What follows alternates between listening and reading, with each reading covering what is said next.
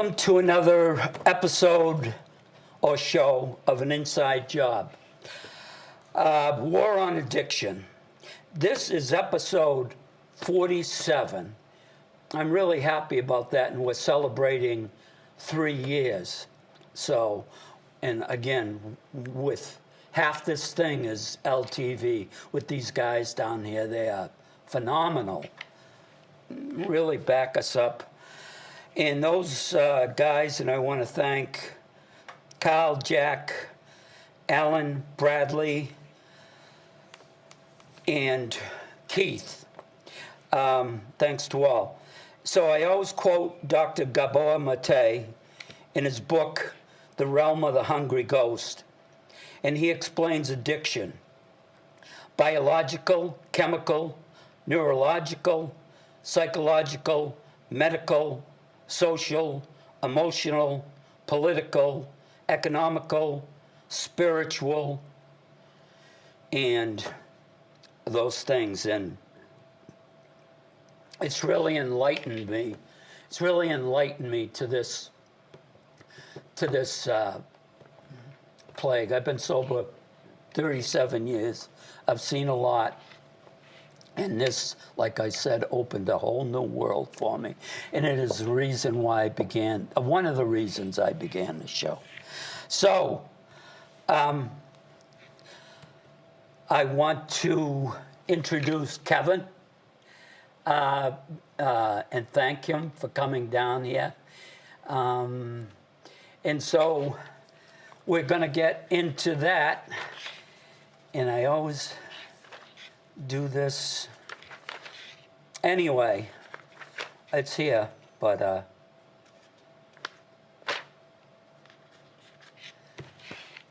so welcome, Kevin. Thank you. I always ask how it began to you. I ask what your growing up was. How was that? I grew up in Boston, Irish Catholic family. And, my parents worked hard, and, we were on the level of, middle class. Okay, good. So you feel like you had a good upbringing? I did. Yeah, good. You're in the minority with that. All the people so many of the people I talk with on the show, out of the show, had a real rough upbringing. Mine was, my father was out, but it was all right. So how did you start with your drinking? I started, I can remember the kids, my siblings, my cousins, at a certain age, sneaking, half cups or glasses of alcohol at family functions. But for me, my first, kind of committed attempt to drink was 16 in high school. Me too. Not in high school, but yeah. And so how did that go? How did you take off with that whole thing? It was every kind of weekend we would, I remember my first time was a 6-pack of beer, and I would try a few different things, like I had pints of peppermint schnapps and stuff like that. But mostly my story is all beer, mostly. And all alcohol, no, as I was telling Kevin, he's in the minority, just being alcoholic. It's usually always drugs and alcohol. So, far and few between. So, how was it going? You had the 6-pack. What was the next time? It was just every weekend, Every weekend. binge drinking, trying to find someone to buy us alcohol, maybe older siblings. And eventually, by the time I was 18, I was able to walk into a store and pass for age. Yeah. So you were the purveyor of the... One of them, yeah. One of. So was it with your cousins, other people? Mostly kids from the neighborhood. Yeah. Yeah. Which was where? In Dorchester. Oh, okay. Yeah. When did you think, at what age did you first think that you had a problem? Probably, between 18 and 20. You thought it was a problem that quick? Well, I mean, it was fun, but if I look back, it was planning the next drink, the next Yeah. party. Yeah. So when you had the first six-pack, what was it like? I mean, did you fall in love? I did. I mean, of course, I didn't like the taste at first, but I liked that feeling, of, altered state of mind, Oh, right. Yeah. Right. Did you drink the whole six-pack? I can't remember if I split it with a couple guys and we each had 2 beers, or I probably didn't drink the whole thing at first. How about the guys? And we had it in our crew, which was a big crew, but some dumping a little out on the side. Oh, I'm sure. And kind of throwing some of the beer away. Yeah. So you fell in love just like me. Actually, at about 16 and a half. My father was alk. His brothers were alk. So I didn't want any part of it. It was starting to catch up with my father and his 2 brothers. And so, but even through the years when my father would drink a little wine, he was just beer, but a little wine. And, he didn't get out of hand, but he wasn't the same. And sometimes he was a little off. But he was good. He was good, and I hung with him a lot. We didn't have a car. We were poor, and we'd walk the tracks to get places. That was the fastest way. And they'd say, "Come on, let's go." We'd go down and get his beer. Anyway, for 72 years, I've been affected by alcohol and addiction. Yeah. Yeah, I've seen a lot of things, like I said. So when you first thought you had a problem, what did you think about that?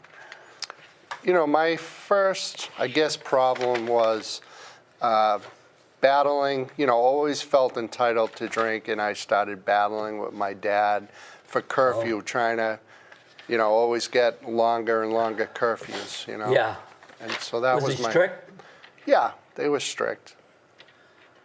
But not in a bad way. And I look back, the structure was good because my dad grew up on the streets and he knew the trouble that was out there. He used to say, anything after midnight is nothing but trouble. There's no reason to be out on the streets. Was Dorchester pretty rough back then? No, it was kind of an isolated community. Never really any trouble. Hard-working people. Yeah. Yeah. Yeah. Did they see you when you came home drunk? Yeah. I guess the first time I remember, my mom was up, and I came up the stairs. We were on the second floor, bouncing off the walls. Yeah. And it was the time I had drank the peppermint schnapps, and so I was, I drank mine, and I was with a cousin, and I drank half of hers. And actually, I remember kind of getting lost on the way home, and pretty much I was throwing up in the kitchen, and my mother didn't know what. She's like, "What's the matter? What's wrong with him?" And my older sister said, I'll take care of him." It's probably the first time I experienced bed spins. Yeah. I heard later on, if you kept 1 foot out, that you wouldn't, because same thing, get upstairs, But we went past that part of it, right? Yeah. Did your mother know, or your sister took care of you? Did your mother know you were drunk? I don't think so. How much older was your sister? She's just about 2 years older than me. How many siblings do you have? Two. An older sister, about 2 years, and a younger sister, about 2 years. How'd that go? It was, there was usually two would team up against the other one, and sometimes my older sister and I would tease my younger sister, and sometimes I would battle with them, so. That must. I was the oldest, and I ruled. And see where that got me. So that was the first time. When was the second time you came home drunk? I can't even remember. I think it was just, I wouldn't come home that really intoxicated where I was falling down or bouncing off the walls. But I lived on, so we were on the, at that point we actually had moved into Quincy. Yeah. And so I lived basically on the third floor in the finished attic, so I guess I had a lot of stairs to maneuver, and I probably never fell down them, but I probably used the walls, to get me upstairs. A little support. Right. Yeah, you should have had one of those chairs that goes up. When did you get busted by your parents? Well, it was probably, I got arrested my one and only time. I believe I was 18, and it was minor in possession. We were down the basketball courts, and they would get a lot of complaints, but it's kind of a bowl. And as soon as they would come in one side, we'd run. And the time I got caught, we were playing basketball, and a couple older guys were coming towards us, and they, hey, what's up? And then they grabbed us. They were undercover, and they, said, yeah, the guy in the green shorts and the white shirt. So they had us, locked. Yeah. Who had to come and get you? It was probably my older sister, and at that point, my dad was, I feared my dad, not in a bad way, but more than the police. Like, I knew I'd be grounded, and so he told me, to get home, and I said, I'm not coming home. So I didn't want to face that. So actually, I remember that night, I slept down the park under the tree. I just couldn't face the consequences. Yeah. The first time that I came home drunk, what was I drinking? I was drinking some kind of hard stuff, and I had white pants on, and I ended up rolling in the grass. And so I came in the door. My father wasn't there.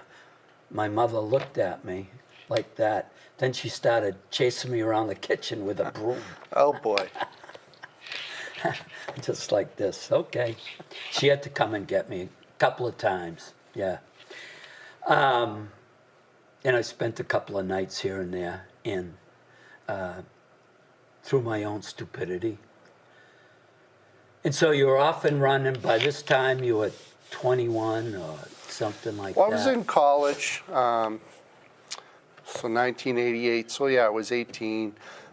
Drinking, picked up.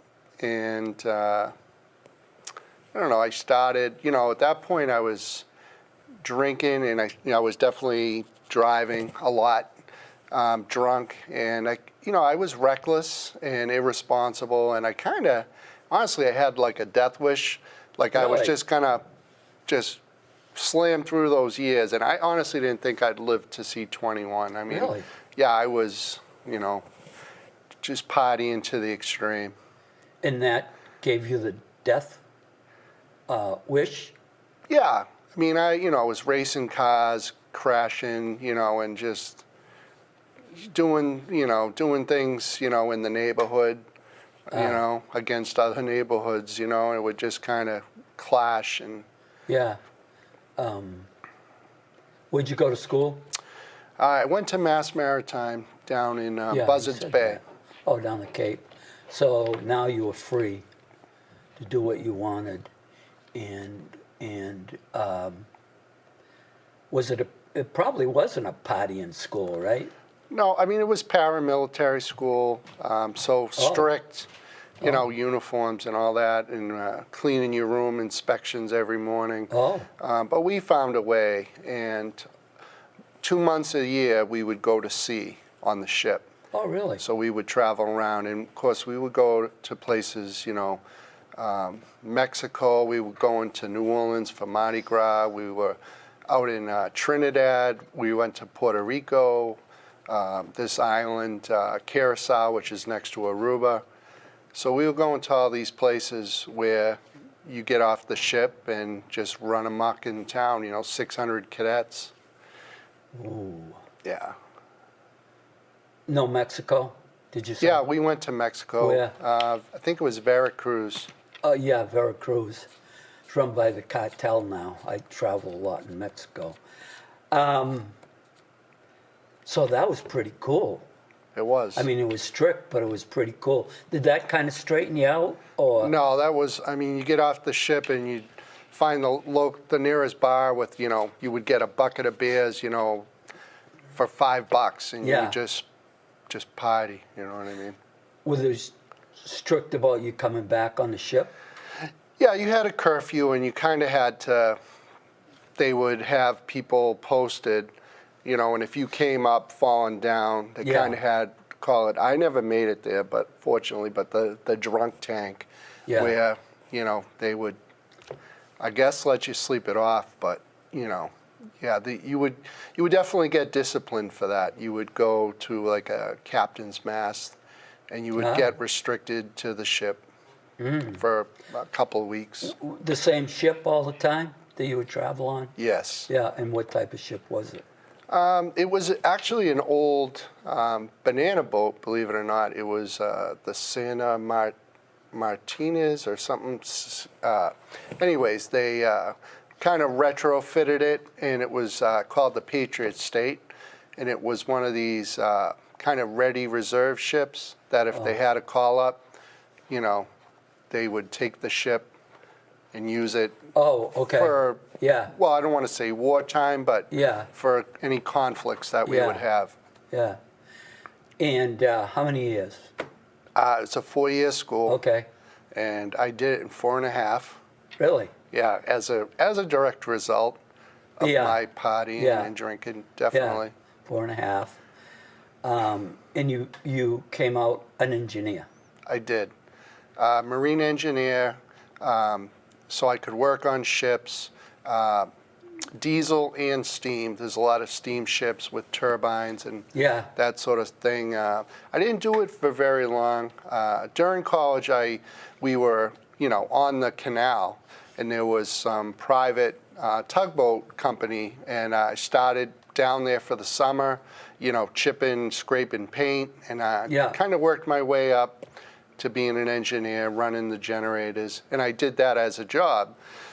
Looking back, I probably should have followed that, you know, because they do it oh, New really? York and Baltimore, and, Yeah. and they work like 3 weeks on, 3 weeks off. And on the ships, you go anywhere from 2 months to 6 months straight.